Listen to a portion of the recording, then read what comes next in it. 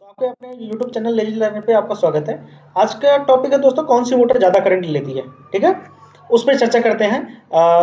कौन से मोटर में कनेक्शन, जैसे कि स्टार में ज़्यादा करंट लेती है कि डेल्टा में ज़्यादा करंट लेती है, कौन सी मोटर में ज़्यादा करंट लेती है, स्टार या डेल्टा। ठीक है, स्टार्ट करते हैं दोस्तों। स्टार का कनेक्शन आपको हमने यहाँ दिखा दिया, जैसा कि और स्टार के बारे में लाइन वोल्टेज और फेज वोल्टेज के बारे में बता दिया है। यूट्यूब पे हमारा वीडियो हो, मैं इसमें लिंक दे दूंगा, आप उस पर देख लेना। उससे उसके रिलेटेड ये वीडियो है, जो स्टार और डेल्टा में कितना करंट मोटर लेती है उसके बारे में बताया जाएगा। ठीक है, बेसिकली मैं जो मोटा मोटा बताते चलता हूँ। दो फेज के बीच का जो वोल्टेज होता है वो 415 के करीब होता है दोस्तों।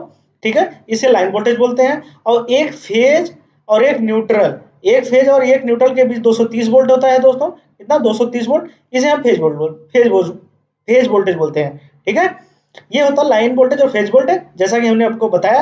अब आते हैं किसमें? डेल्टा में। डेल्टा हमारा ये रहा। देखो, स्टार में न्यूट्रल होता है, डेल्टा में न्यूट्रल नहीं होता है। मिल गया आपको? ठीक है, इसीलिए इसमें फेज वोल्टेज लाइन वोल्टेज ही होता है, फेज वोल्टेज नहीं होता, क्योंकि इसमें न्यूट्रल नहीं होता है।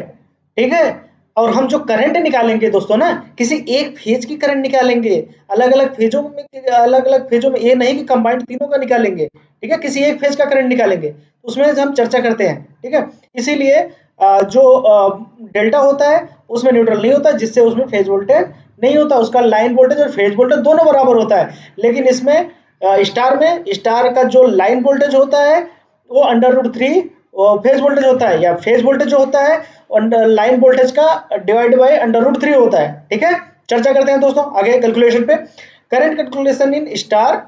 ठीक है, current calculation in star and current calculation in delta.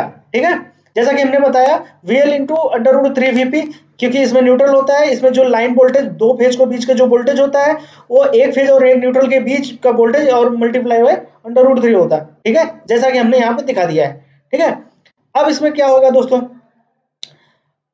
अब इसमें हम चेक करते हैं। स्टार में अंडर रूट 3 V मतलब वोल्टेज, I मतलब करंट, cos 5 मतलब पावर फैक्टर। ठीक है, VP का मतलब एक फेज का करंट निकालेंगे दोस्तों, जैसा कि हमने पहले बताया, किसी एक फेज का करंट निकालेंगे, इसका निकालेंगे या इसका निकालेंगे या इसका निकालेंगे, किसी एक फेज का करंट निकाल रहे हैं।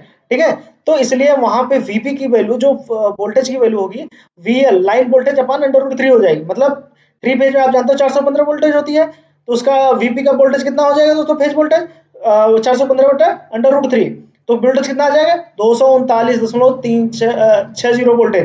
ठीक है, अब इसमें देखते हैं पावर हमने कितना ले लिया, 5 किलोवाट मान लीजिए 5 किलोवाट ले लिया हमने पावर। 5 किलोवाट का 5000 वाट हो गया। ठीक है, वाट में चेंज कर दो, क्योंकि वाट में ही हम निकालते हैं। और पावर फैक्टर कितना हो गया? 0.8।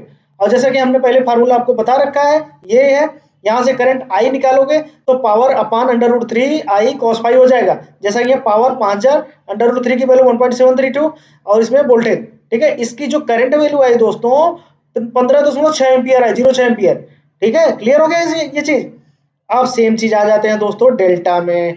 आई थिंक ये आपको क्लियर हो गया, कैसे कैसे क्या क्या करना है। ठीक है, डेल्टा में जैसा कि हमने बताया, इसमें न्यूट्रल नहीं होता है, इसलिए इसका जो लाइन वोल्टेज होता है उस वही फेज वोल्टेज हो जाता है। ठीक है, इसीलिए इसके एक फेज का जो करंट आएगा वो सभी फेजों में करंट सेम होगा। जैसा कि यहाँ पे भी जो एक फेज में करंट आया है दोस्तों ना, ये सभी फेजों में करंट होगा। यहाँ पे ना, ये इसका करंट सेम होगा, इसका भी करंट सेम होगा, इसका भी करंट सेम होगा किसी मोटर के लिए। ठीक है, वैसे ही हम डेल्टा में आते हैं, किसी एक फेज का करंट निकालते हैं, जो लाइन वोल्टेज और फेज वोल्टेज डेल्टा में बराबर होते हैं, जैसा कि हमने यहाँ पे दिखा रखा है। ठीक है, इसकी पावर की फार्मूला वही होगा जो हमारे डेल्टा में लिया गया। वो 5 किलोवाट की मोटर के हमने ले लिया 5000 वाट। ठीक है, पावर फैक्टर इतना लिया, इसका कैलकुलेशन करने के बाद 5000 अपान 1.73 अंडर रूट 3 की वैल्यू है ये। और वोल्टेज मतलब इसमें लाइन वोल्टेज फेज वोल्टेज मैंने बोला था बराबर होता है, तो थ्री फेज है तो 415 ही लेंगे ना। क्यों दोस्तों? 415 ही लेंगे। पावर फैक्टर कितना हो गया? 0.8 हो गया। तो 0.8 हो गया तो कितना आ गया करंट इसमें कैलकुलेशन के बाद? 8.7 ampere. I think this is big difference from for delta and star. ठीक है, क्या होगा? लगभग दुगुना करंट है डेल्टा में, स्टार में। डेल्टा में कम करंट है, इसीलिए जो स्टार्टिंग बाइंडिंग की करंट होती है दोस्तों, जो स्टार्टिंग में जो मोटर चलाते हैं, तो उसमें क्या होता है कि हम स्टार में ही चलाते हैं, क्योंकि उसमें ज्यादा जर्क लोड होती है। जर्क लोड कौन ज्यादा झेलता है, स्टार्टिंग करंट ज्यादा होती है। स्टार्टिंग करंट कौन ज्यादा झेल पाएगा, डेल्टा या स्टार? डेल्टा की बाइंडिंग तो उस पर डिपेंड नहीं करेगी। डेल्टा तो 8.7 पे, यहाँ 8.7 एम्पियर पे डिजाइन है, ये 15.6 एम्पियर पे। इसीलिए पहले मोटर हम स्टार में चलाते हैं। ये स्टार का कनेक्शन हो गया दोस्तों। अगर बाइंडिंग एक तरफ से कनेक्शन शॉर्ट हो, अगर दोनों तरफ से एक एक इंडिविजुअल शॉर्ट हो, तो आप डेल्टा मान लीजिए, ये स्टार है। ठीक है, आई थिंक आपको बहुत क्लियर समझ में आ गया होगा स्टार या डेल्टा में किस मोटर में सबसे ज्यादा करंट लेती है।